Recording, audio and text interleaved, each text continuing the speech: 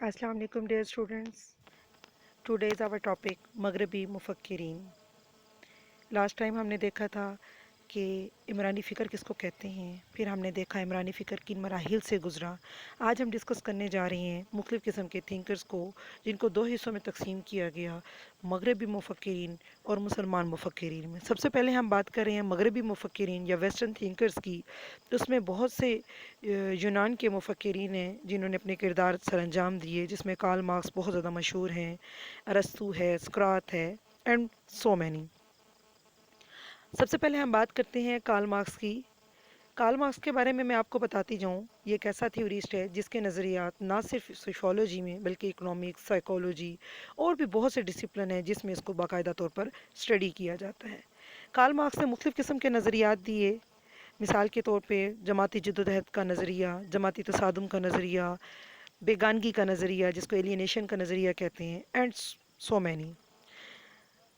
Karl Marx का बुनियादी जो थीम था वो मुआशरे की दौलत की गैर मसावियाना तकसीम पे बात करता था.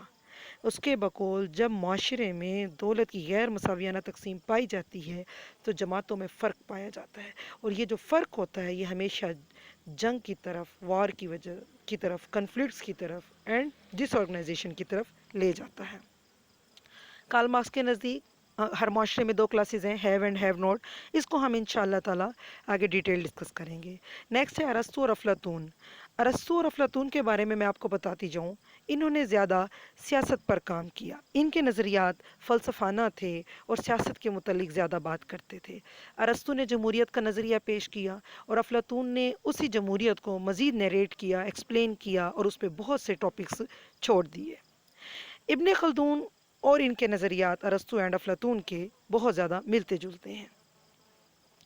इब्ने खल्दून के मुताबिक जब माशरे को, उसकी तारीख़ को, किसी कौम को, किसी सियासत को जब कोई माशरे को पढ़ता है एक माहिर इमरानियात, तो उसके लिए ज़रूरी है कि वो उसकी तारीख़ को पढ़े असबाब के नुक्ते नज़र से, और फिर उसकी मदद से फ्यूचर के बारे में भी पेशीन गोई करे.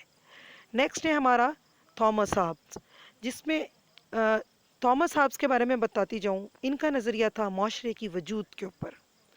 थॉमस हाब्स के बकौल इंसान ने माशरा, ये जो गिरोह तश्कील दिए, वो क्यों दिए, उसकी वजह सलामती थी, अमन की ख्वाहिश थी. इंसान के अंदर ये ख्वाहिश थी कि वो अमन में रहे. वो बैरूनी ख़तरात से अपने आप को महफूज करने के लिए इंसानों के गिरोह को तरजीह देते. इंसान इसी वजह से अपने आप को महफूज करने के लिए एक गिरोह बनाता है, एक मुआशरा कायम करता है. लेकिन उसके बाद उसमें तसादुम भी पैदा होता है, उसमें दुश्मनी के जज्बात भी उभरते हैं. यहाँ उसने एक और नज़रिया पेश किया कि इस माशरती ज़िंदगी में अमन और सकून के लिए इंसान को फिर कानून की ज़रूरत है और एक ऐसी हुकूमत की ज़रूरत है जो इन मसाइल को ओवरकम कर सके. इसके बाद आ जाता है मोंटेस्क्यू. मोंटेस्क्यू भी अगेन थॉमस हॉब्स की तरह माशरे की पैदाइश के ऊपर फोकस करता है कि इंसान को माशरे की ज़रूरत क्यों कर हुई.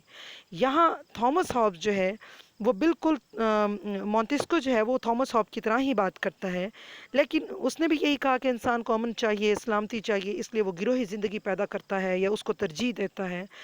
इब्ने खल्दून भी अलगर्ज गिरोही ज़िंदगी के पीछे यही वजूहात देता है, लेकिन वो थोड़ी सी सादा है. इब्ने खल्दून के नज़दीक इंसान अपनी बुनियादी ज़रूरियात को पूरा करने के लिए एक माशरे को तश्कील देता है.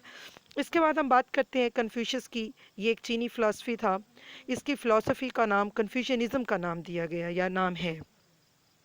इसके नज़दीक गिरोह क्यों तश्कील लाए या माशरे क्यों बने. कन्फ्यूशियस कहता है कि इंसान फितरी तौर पे अच्छा है, वो अच्छा चाहता है, वो अच्छाई की तरफ मूव करता है, उसकी फितरत में है कि वो अच्छा रहे, इज्तमा में रहे, अमन में रहे, सकून में रहे. इस वजह से इंसान उस अमन और सकून और उस फितरत की वजह से एक गिरोह बनाता है या रियासत को वजूद में लाता है. इसके बाद हम बात करते हैं मगरबी मुफक्किरीन की. मगरबी मुफक्किरीन में बहुत से मुफक्किरीन आए.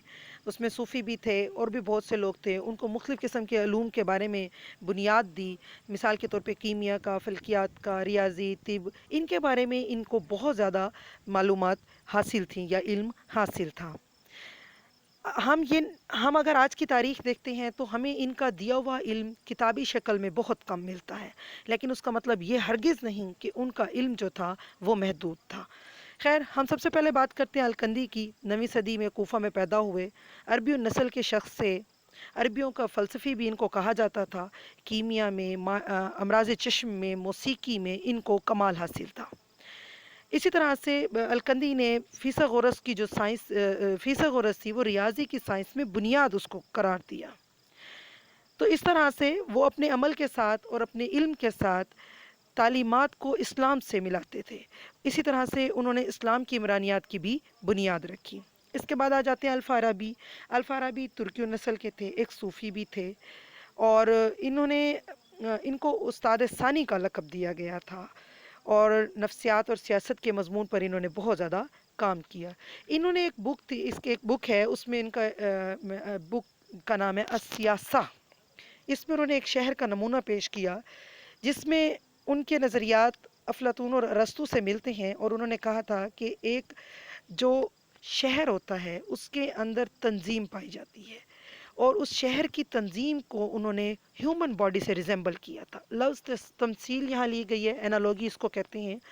آپ جب کسی کے اصول اٹھاتے ہو اور اس کو کسی اور پہ اپلائی کر دیتے ہو تو اس کو اینالوگی یا تمثیل کہا جاتا ہے۔ تو وہ انسانی جسم کے تنظیم کو ریزمبلنس دیتے تھے شہر کی تنظیم سے۔ یہ خیال بالکل ایسے ہی ہے جیسے ہربرٹ سپینسر، جو کہ ایک عمرانی مفکر ہیں، انہوں نے اپنا دیا، اور انہوں نے اس ہربرٹ سپینسر کے بقول ایک معاشرہ جو ہے وہ انسانی جسم کی طرح ہے۔ جس طرح سے انسانی جسم آپ کے اعضاء آپس میں مربوط ہیں، معاشرے کے بھی اعضاء آپس میں ایسے ہی جڑے ہوئے ہیں، اور یہ سارے ادارے آپس میں مل کر ایک معاشرے کو مکمل کرتے ہیں اور اس کی ضروریات کو پورا کرتے ہیں۔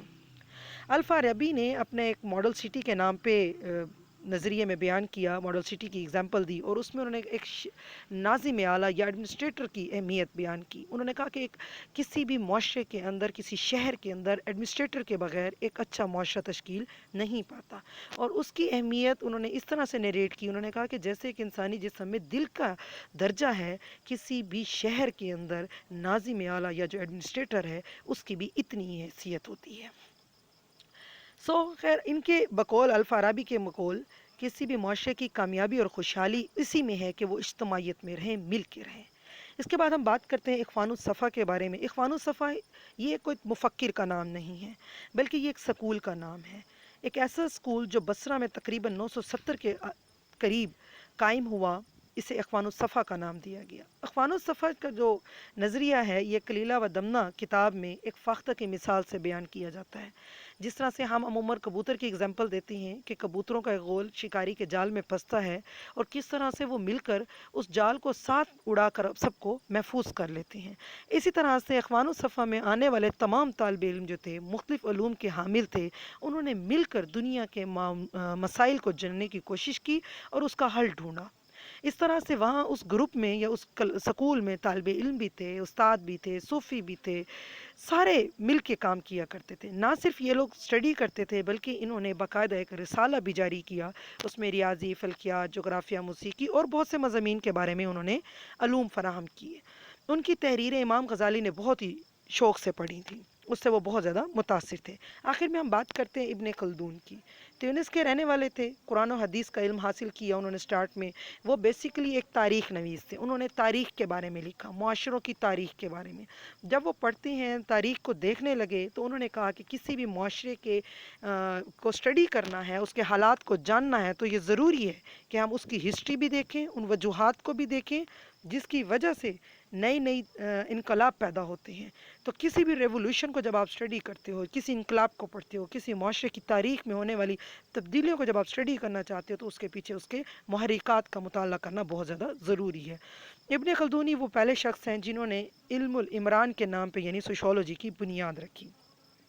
ابن خلدون کے بہت سے نظریات ہیں، الاسبیہ کا، سماجی تغیر کا، اور قوموں کے عروج و زوال کے اوپر بھی انہوں نے نظریات دیے، جن کو ہم فردر بہت ڈیٹیل سے اسٹڈی کریں گے۔ ان کے نزدیک بنیادی جو نظریہ تھا وہ یہ تھا کہ کوئی بھی واقعہ بنا وجہ کے رونما نہیں ہوتا، اور اگر آپ ایک بینگ سوشولوجسٹ معاشرے کو اسٹڈی کرتے ہو تو ضروری ہے کہ آپ اس واقعے کی وجوہات کو تلاش کرو، کہ جو واقعہ آج رونما ہوا، کوئی انقلاب ہوا، کوئی ترقی ہوئی، کوئی تنزلی ہوئی، تو اس کے پیچھے وہ کون سی ریزنز تھیں۔ کوئی بھی معاشرہ یا قوم ترقی یا تنزلی کی طرف جاتا ہے۔ آج ہم نے کیا ڈسکس کیا؟